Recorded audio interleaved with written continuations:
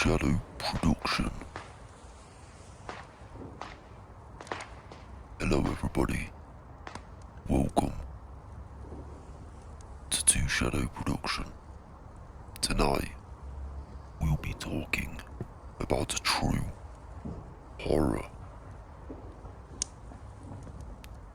In the autumn of 1918, the small mining town of Redwood Hollow sat in the valley like a forgotten grave. The newspapers called the spreading sickness the Crimson Fever. A harmless name, people thought, for something that moved silently from home to home, leaving bodies still warm, but oddly smiling. No one knew when it really started.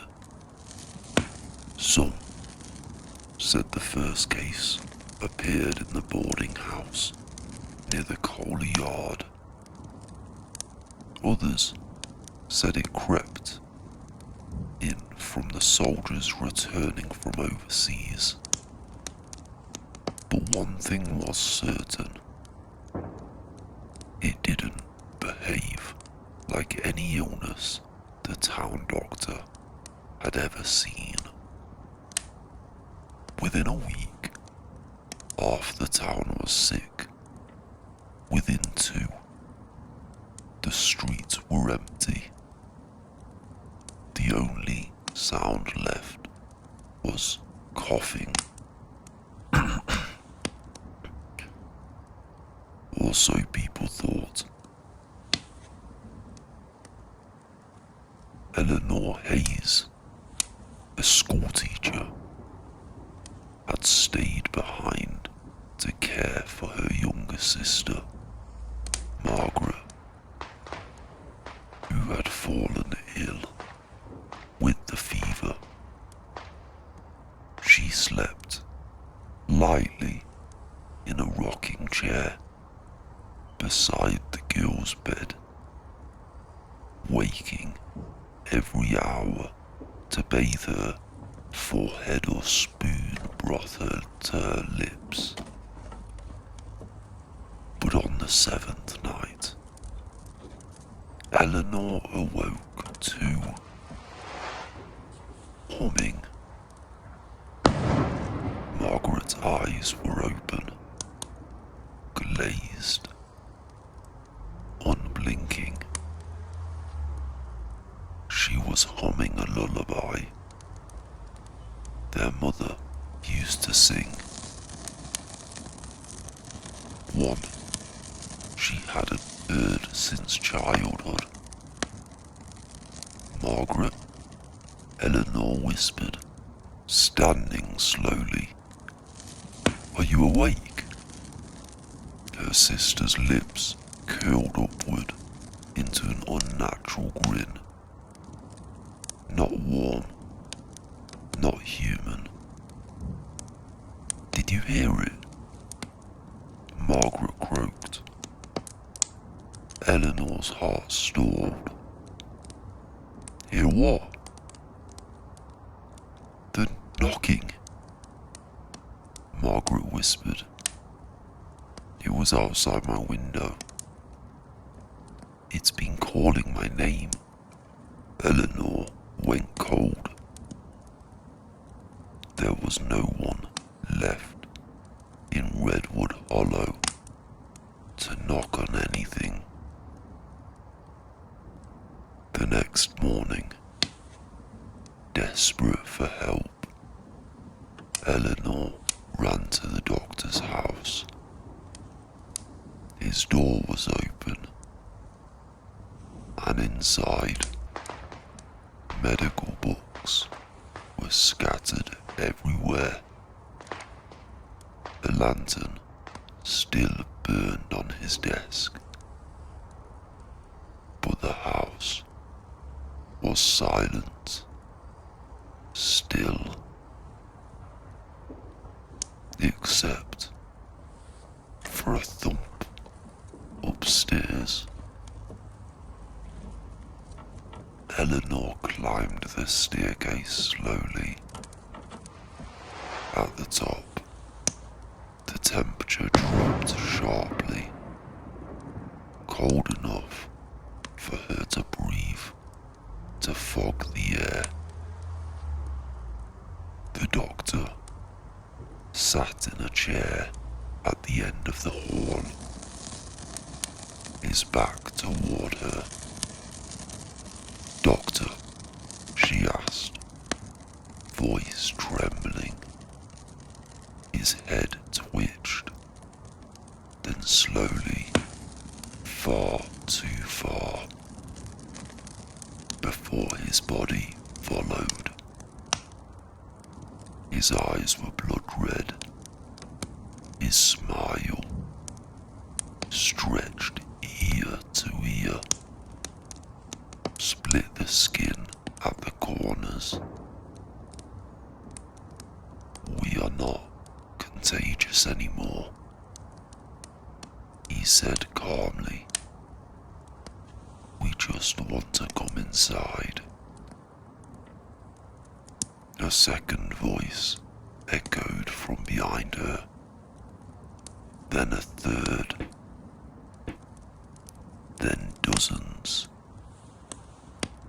She fled the house, slamming the door behind her as hands pounded from the inside. Dozens of them. The crimson fever didn't kill people. It hollowed them out. A parasite, or a presence. No one knew. But whatever it was, it wore the bodies of the already infected like puppets, pulling their mouths into permanent smiles and their limbs into unnatural contortions. And worse, it spread through sound.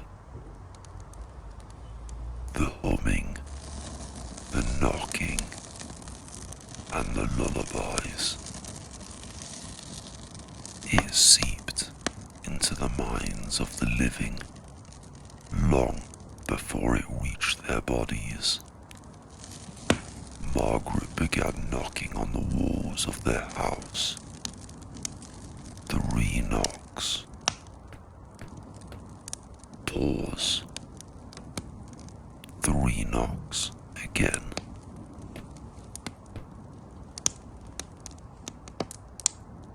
"Let me in," she whispered at odd hours, though she was already inside.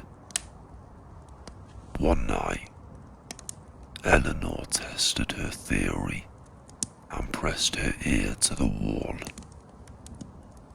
The wood vibrated back.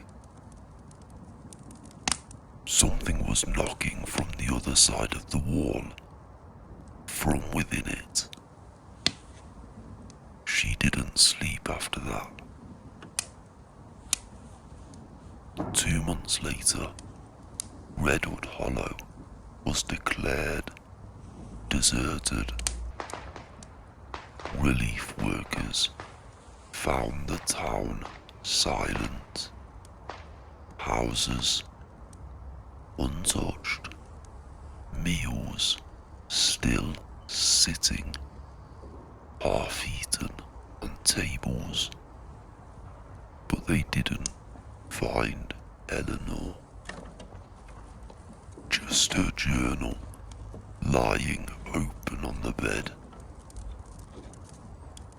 The final entry read, "It's in the walls. It's in the voices. It spreads through anything that echoes. If you hear knocking, do not answer. They say the fever came and went, but no disease disappears without a trace. Some things don't want to kill you. They only want to replace you. As the workers packed up to leave, one paused. He thought he heard knocking from the inside of the truck. It was probably nothing, he told himself. Probably.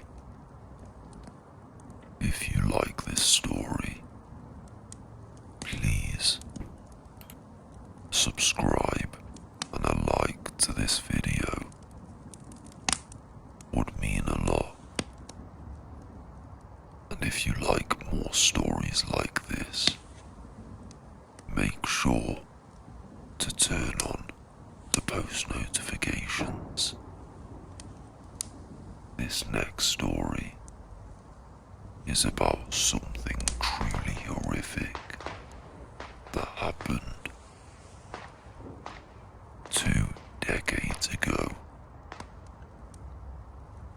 I hope you enjoy, and try not to get too scared. We don't want you going anywhere. This next story is a true horror that everyone fears to be a part of. They called it a nightfall purge, a cleansing, the regime said, a necessary correction for society, but everyone knew what it really was. A hunt, a disappearance, slow erasing of an entire people.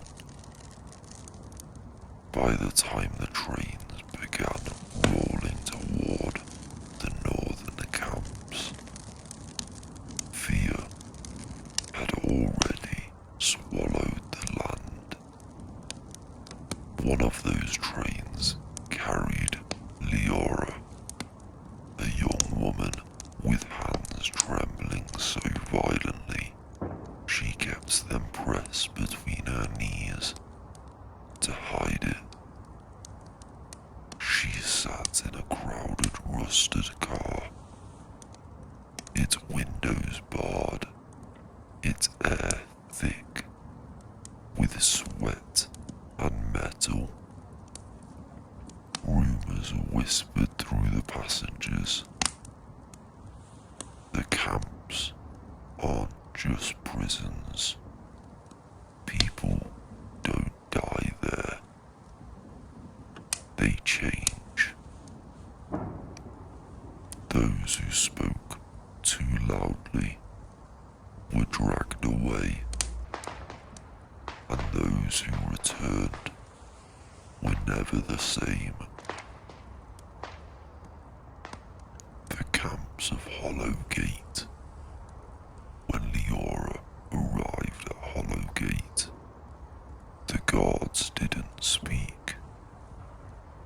They only stared with vacant expressions, as if their thoughts had been scooped out. The prisoners were divided, taken to different barracks. Inside her own,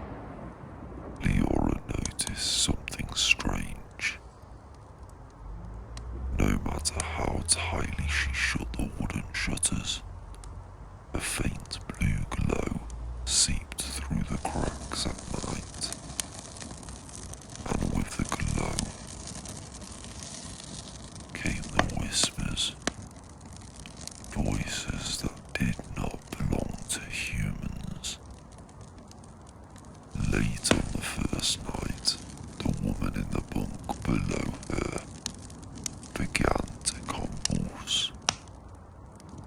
Her back arched, her eyes rolled upward, and she choked on her own scream. The guards didn't move. They only watched as the woman's body lifted off the bed. Her shadow stretched across the wall, long and twisted, as though it no longer matched her shape. When she fell still, the guards carried her away. The blue glow followed them, humming. No one dared. One afternoon, Leora and several others were selected for processing. They were marched into a stone building at the center of the camp, the experiment hall. Inside rows of empty chairs faced enormous glass cylinders filled with swirling blue mist. The scientist in a white coat stepped forward. His eyes shone with the same unnatural light. He smiled too widely. "The purge is not meant to kill you," he said.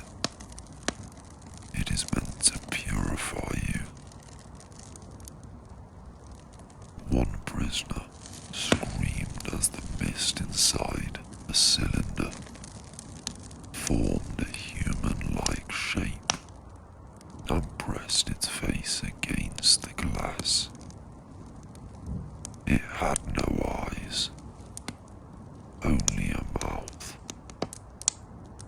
The mouth that moved rapidly, whispering in countless languages at once. A chorus of the dead. "There is no pain," the scientist murmured. "Only transformation. Only obedience." Then the power failed. The light went out. The glass cracked, and something escaped. And all hell broke loose. Leora ran. She didn't know where. She only knew she had to escape the rooms of whispering mist. But the camp had changed. Guards stood motionless, frozen mid-step, as if time itself had abandoned them. Their mouths hung open in silent screams, their bodies glowing faintly blue. The barracks, once full of people, were silent. Beds were overturned, clothes lay scattered, but there were no bodies, only shadows. Shadows that twitched, shadows that followed her across the floor. In the courtyard, she found the scientist, standing alone. His eyes flickered like candlelight. "You can't run," he said softly.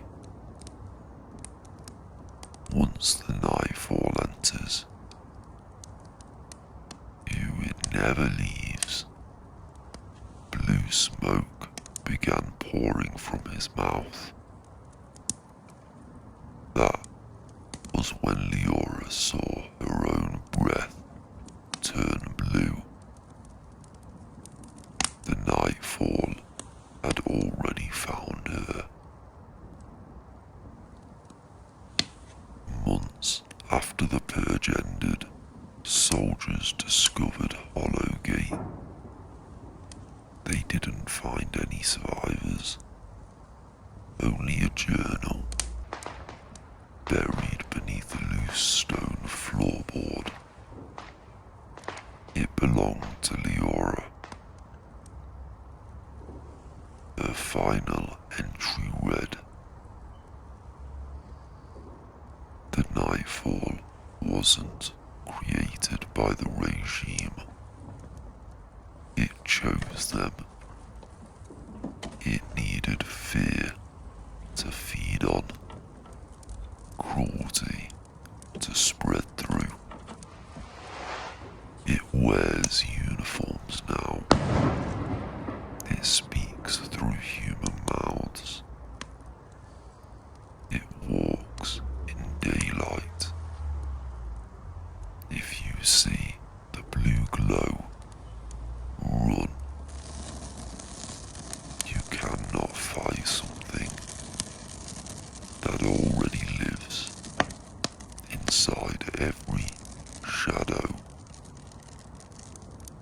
The soldiers burned the camp to the ground, but that night, one of them woke to a faint blue glow in the corner of his tent, and a whisper, "You survived, but I am not finished." That was the Nightfall Purge.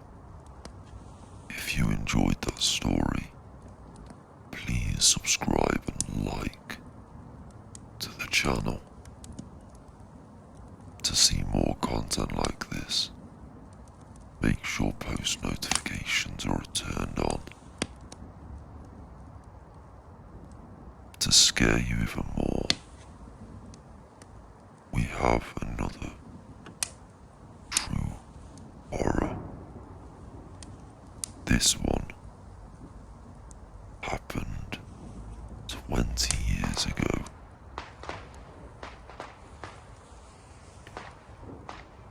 Let's begin, shall we?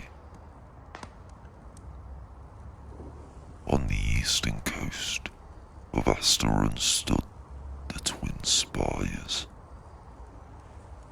Two shining skyscrapers that pierced the clouds. They were symbols of progress, beacons of the city's sleepless ambition. On the morning of September 9th, 2101, the sun rose blood red, hidden behind a haze no one could explain. The weather service blamed industrial fog. It was the first lie of the day. The first impact. Mira Jensen, an office worker on the 57th floor of the South Spire, had barely sat down when a deafening roar shook the building. The lights flickered. Dust rained from the ceiling. Papers flew like startled birds. Then the building tilted. Someone screamed. Something hit the North Spire. Mira ran to the window. The sister tower was engulfed in fire. Not red, but black flames. Breathing like living things, spoke, poured upward instead of down, defying gravity. Her breath fogged the glass. The temperature dropped sharply. She whispered, "That's not possible." But the nightmare had only begun. Emergency alarms blared. People rushed towards the stairwells, pushing and shouting. Mira followed the crowd, but froze when her phone buzzed. A text from her brother, supposedly at work in the North Spire. "Mira, don't come down, they're in the stairs." Her heart hammered. She texted back, "Who?" No response. Another message came, this time from an unknown number. "Do not use the stairs. They hear movement." Her co-workers were already disappearing into the stairwell. Their screams echoed upward moments later. Shrill, short-lived. Something was climbing. Mira backed away from the door, and then she heard it. Heavy, wet, breathing. Too loud, too close. Not human. A shadow passed over the South Spire. People screamed as Mira looked out the window. Another craft or creature, she couldn't tell, soared toward the tower. Its surface made of shifting metal and bone, like a machine carved from a nightmare. It didn't crash. It latched onto the building. The impact shook the floor. Ceiling tiles shattered. Light burst.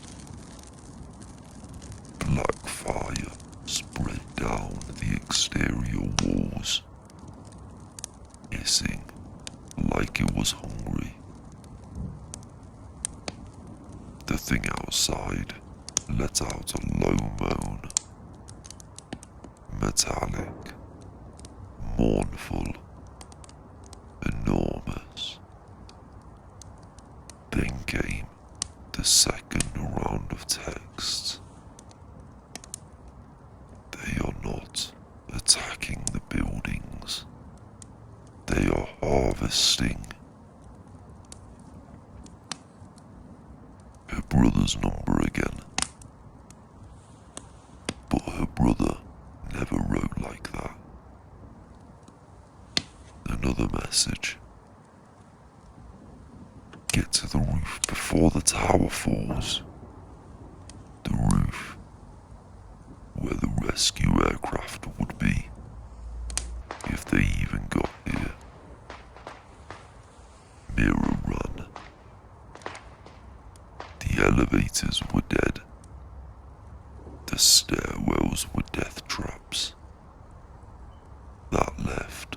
only the maintenance ladders. As Mira climbed, she heard the south spire groan, a deep, metallic wail song, sound that vibrated through her bones. Something scraped along the outside of the building. Glass shattered. A pale hand reached in, but its fingers bent the wrong way. Its joints cracked open, revealing gears dripping with oil, black blood. Mira climbed faster, floor after floor, burned into a nightmare. People hiding under desks, praying. The black fire crawling on the doors like living smoke. Strange symbols glowing on the walls where shadows lingered too long. The sound of the north spire collapsing nearby. A thunderous, impossible roar. Finally, she burst onto the roof. The sky had darkened. Ash fell like snow. A single rescue craft hovered above, its doors open. But she wasn't alone. A tall, faceless creature stood at the edge of the roof. Its head tilted, listening to the distant screams. It turned towards her, sensing her breath. Mira ran. She reached the craft as the creature lunged, but the pilot fired a flare, and the beast recoiled with a shriek. The craft lifted off. As Mira looked down, she saw both towers collapsing, not straight down, but inward, as if being pulled into a void. A black hole swirled at the foundation of the twin spires, growing, swallowing concrete and steel, and screams. Something ancient had awoken. Weeks later, Mira was interviewed by investigators, scientists, and military specialists. They wanted to know what she saw, what she heard, what she believed the creatures were. But she couldn't explain it. She only remembered her brother's final message. The last one she ever received before the network died. The towers weren't attacked.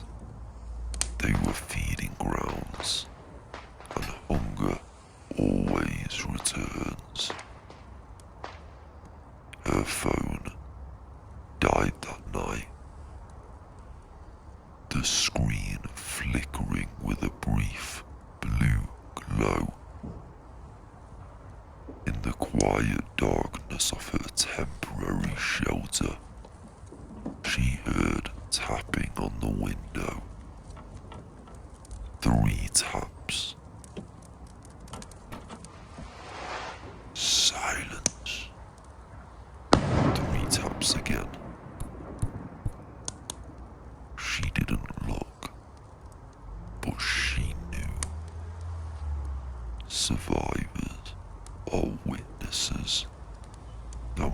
promises were next.